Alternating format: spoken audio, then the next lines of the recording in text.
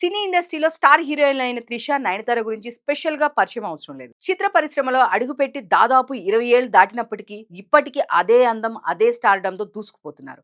నిజానికి వీళ్ళిద్దరూ ఇండస్ట్రీలోకి వచ్చిన తర్వాత మంచి ఫ్రెండ్స్ గా కొనసాగుతున్నారు. కానీ గత కొన్నేళ్లుగా మాత్రం త్రిష, నయనతార మధ్య కోల్డ్ వార్ జరుగుతుందన్న ప్రచారం జరిగింది. అయితే ఇప్పుడు ఆ వార్తలకు చెక్ పడింది.